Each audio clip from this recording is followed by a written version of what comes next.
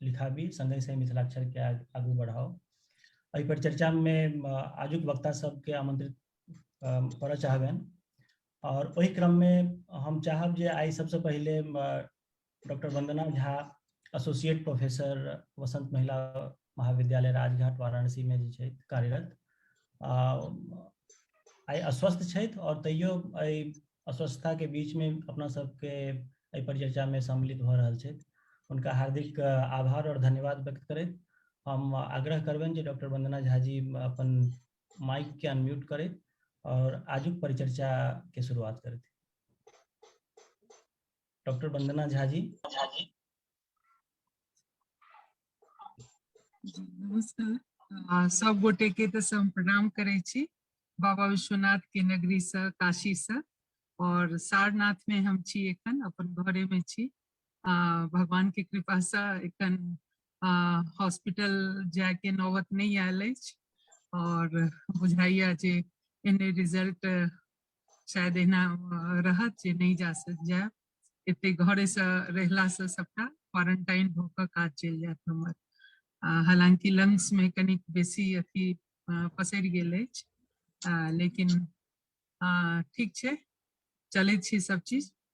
सबसे पहले तो बहुत बहुत सब गोटा के धन्यवाद जे दुर्वाक्षत मिशन और ओकर माध्यम से जे विषय हम सब लेलहुं हाँ कि जनगणना में मैथिली लिखाओ मैथिली भाषा लिखाओ और शायद ई एतेक पैघ आवश्यक बात छै जे जँ हम मैथिली बाजै छी जँ हम मिथिला के छी ओकर बाद हम अपन मातृभाषा के रूप में मैथिली नहीं लिखबै छी और लिपि के रूप में हम मैथिली के नहीं लिखै छी तखन कतौ ने कतौ हमरा सबसे बहुत बड़का चूक भऽ रहल अछि। और एना कऽ कऽ जे निश्चित रूप से तऽ हम सब अष्टम अनुसूची में मैथिली भाषा आबि तऽ गेल लेकिन ओकरा विशेष रूप में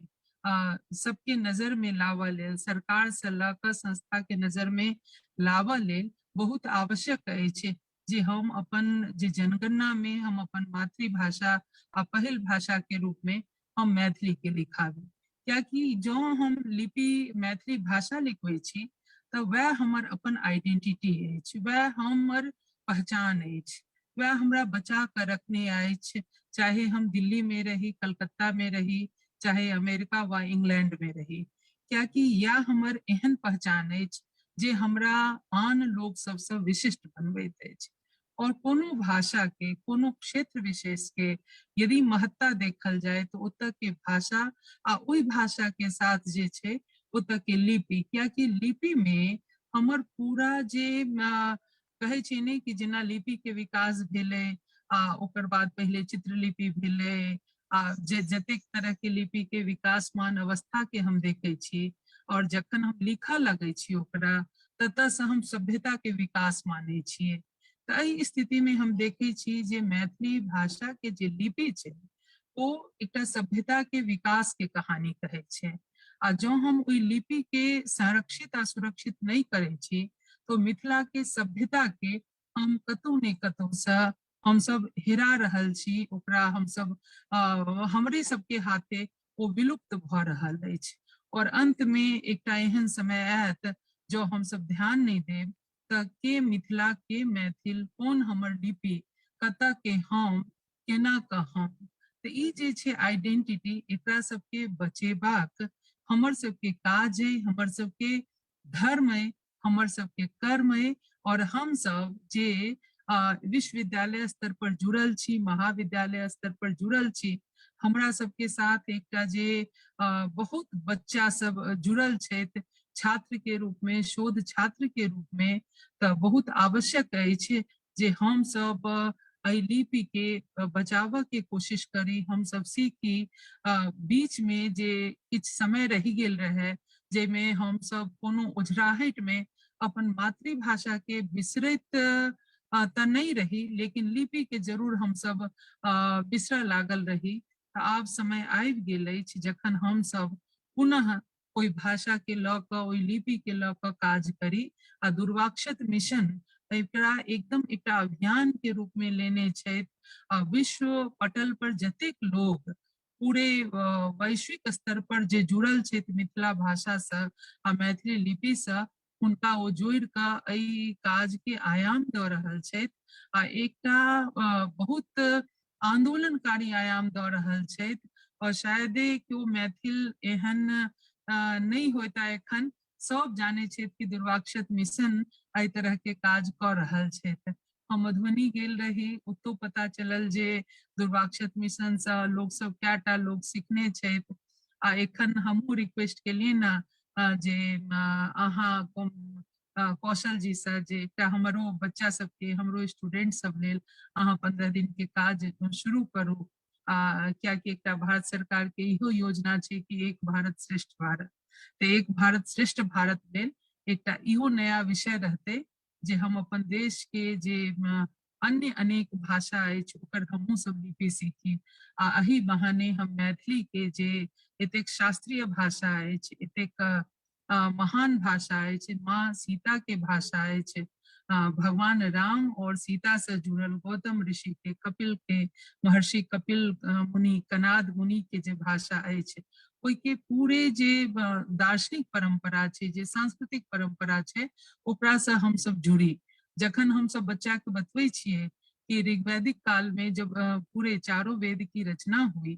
तो सर्वाधिक जो अंश है वो मिथिला में लिखा गया और गौतम ऋषि के आश्रम में लिखा गया तो बहुत आश्चर्य लागे छै। तो जखन हम सब एकटा लिपि के सीखे छी तो हम एकटा पूरा संस्कृति के जीवंत करे छी और वही संस्कृति के जीवंत करैत हम वही पूरा सभ्यता के विकास के कहानी के जीवंत करे छी ओही दुआरे हम वही पूरा जे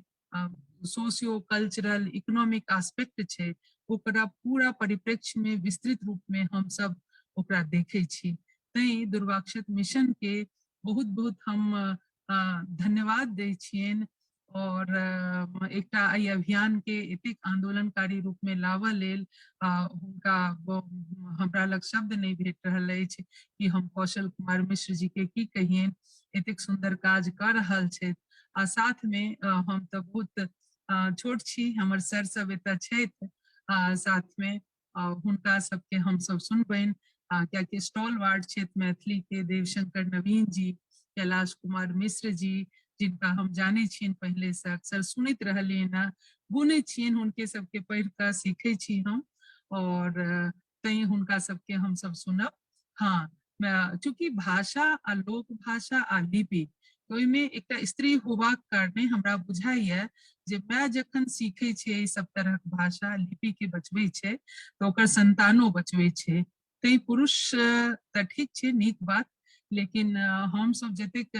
मैथिल ललना छी हमरा सब पर दायित्व दोहरा अछि तै हम सब सीखी विशेष अभियान के लऽ कऽ सीखी ताकि जे नैना भुटका चौपड़िया सब छै हुनका सबके हम सब घर आंगन में सबटा सिखा सकी चाहे हम गाम जाए तैयो यूनिवर्सिटी में रही तैयो कतौ जाए तो ओई भाषा के हम सब जीवित राखी और जखन मैथिली जखन जनगणना के अथी आवे तखन हम सब जरूर ओई में लिखी कि हमर मातृभाषा अछि मैथिली भाषा अछि। तऽ अहाँ सबके बहुत बहुत धन्यवाद अहाँ हमरा अवसर देलहुँ याद केलहुँ आ किछु बाजो के लेल हमरा मौका देलहुँ आ अहाँ सब सुनलहुँ तऽ अहाँ सबके बहुत बहुत धन्यवाद करै छी प्रणाम करै छी और आगा अब अहाँ सब आदेश दिया हम सुनै छी अहाँ सबके हम साथ में जुड़ल रहब जी धन्यवाद सर प्रणाम। बहुत बहुत बहुत धन्यवाद वंदना जी।